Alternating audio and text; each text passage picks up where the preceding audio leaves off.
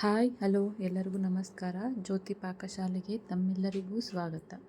ನನ್ನ cooking videos ನಿಮಗೆ ಇಷ್ಟ ಆದಲ್ಲಿ ಜ್ಯೋತಿ ಪಾಕಶಾಲೆ ಚಾನಲ್ ವಿಡಿಯೋಸ್ನ ಲೈಕ್ ಮಾಡಿ, ಹೊಸದಾಗಿ ನನ್ನ ಕುಕಿಂಗ್ ವಿಡಿಯೋಸ್ ನೋಡ್ತಿದ್ದಲ್ಲಿ ಸಬ್ಸ್ಕ್ರೈಬ್ ಮಾಡ್ಕೊಳ್ಳಿ. ಹಾಗೆ ಈ ವಿಡಿಯೋ ಹೇಗೆ ಅನ್ನಿಸ್ತು ಅಂತ ಕಮೆಂಟ್ ಮಾಡಿ, ಹಾಗೆ ಈ ವಿಡಿಯೋಗೊಂದು ಲೈಕ್ ಮಾಡಿ.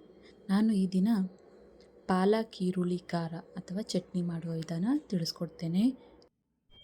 ಇದು ಅನ್ನಕ್ಕೆ ಚಪಾತಿಗೆ ತುಂಬಾ ಚೆನ್ನಾಗಿರುತ್ತೆ. ಬನ್ನಿ ಪಾಲಕ್ ಈರುಳ್ಳಿ ಚಟ್ನಿ ಅಥವಾ ಖಾರ ಮಾಡೋದು ಹೇಗೆ ಅಂತ ನೋಡೋಣ. ನಾನಿಲ್ಲಿ ಒಂದು ಕಟ್ಟಷ್ಟು ಪಾಲಕ್ನ ತೊಳ್ಕೊಂಡು ಕಟ್ ಮಾಡ್ಕೊಂಡಿದ್ದೇನೆ. ನಾನಿಲ್ಲಿ ಮಿಕ್ಸಿ ಜಾರಿಗೆ 2 ಈರುಳ್ಳಿನ ಈ ರೀತಿ ದೊಡ್ಡ ದೊಡ್ಡದಾಗಿ ಕಟ್ ಮಾಡ್ಕೊಂಡು ಹಾಕ್ಕೊಳ್ತೇನೆ. ಹಾಗೆ 2 ಗಡ್ಡೆಯಷ್ಟು ಬೆಳ್ಳುಳ್ಳಿನ ಹಾಕ್ಕೊಳ್ತಾ ಇದ್ದೇನೆ. ಇದಕ್ಕೆ ಈಗ 2.5 ಟೇಬಲ್ ಸ್ಪೂನ್ನಷ್ಟು ಅಚ್ಚ ಖಾರದ ಪುಡಿ ಅಂದರೆ ಒಣಮೆಣಸಿನ್ಕಾಯಿ ಪುಡಿನ ಹಾಕ್ಕೊಳ್ತಾ ಇದ್ದೇನೆ.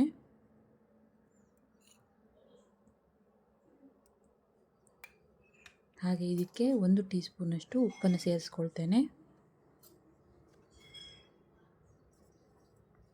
ಇದನ್ನು ತರಿಯಾಗಿ ರುಬ್ಕೊಬರ್ತೇನೆ. ನೋಡಿ, ಈ ರೀತಿ ತರಿಯಾಗಿದ್ದರೂ ಚೆನ್ನಾಗಿರುತ್ತೆ. ಈಗ ಗ್ಯಾಸ್ ಮೇಲೆ ಕಡಾಯಿ ಇಕ್ಕಿ ಗ್ಯಾಸ್ ಹಚ್ಕೊಳ್ತೇನೆ.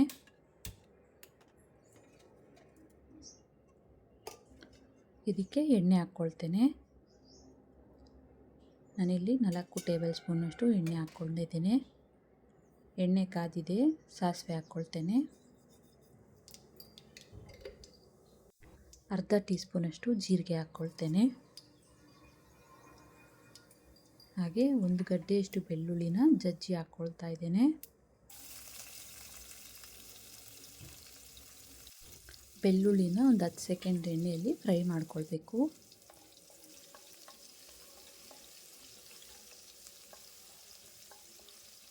ಈಗ ಇದಕ್ಕೆ ಕರಿಬೇವನ್ನ ಹಾಕ್ಕೊಳ್ತೇನೆ.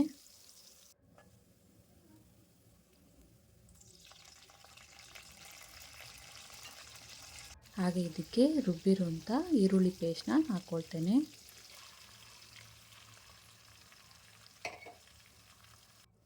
ಈರುಳ್ಳಿ ಹಸಿದು ಹಾಕಿರೋದ್ರಿಂದ ಈರುಳ್ಳಿ ಹಸಿ ಸ್ಮೆಲ್ ಹೋಗೋ ತನಕ ಎಣ್ಣೆಯಲ್ಲಿನೇ ಫ್ರೈ ಮಾಡ್ಕೊಳ್ಬೇಕು.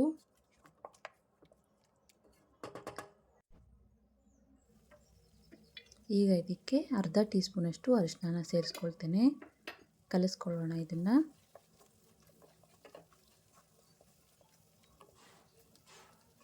ಈಗ ಕಡಾಯಿಗೆ ಪ್ಲೇಟ್ ಮುಚ್ಚಿ ಲೋ ಫ್ಲೇಮಲ್ಲೇ ಒಂದು 2 ನಿಮಿಷ ಇದನ್ನು ಬೇಯಿಸ್ಕೊಳ್ಬೇಕು.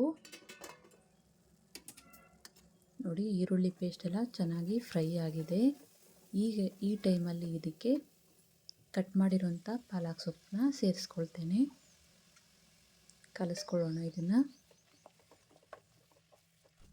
ಪಾಲಕ್ ಸೊಪ್ಪಲ್ಲಿ ನೀರಿನಂಶ ಇರೋದ್ರಿಂದ ಇದಕ್ಕೆ ನೀರು ಹಾಕೋ ಅವಶ್ಯಕತೆ ಏನಿಲ್ಲ.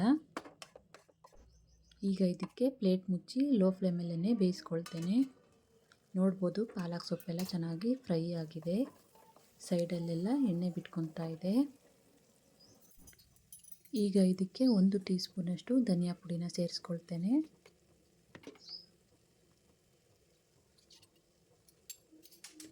ಕಲಿಸ್ಕೊಳ್ಳೋಣ ಇದನ್ನು.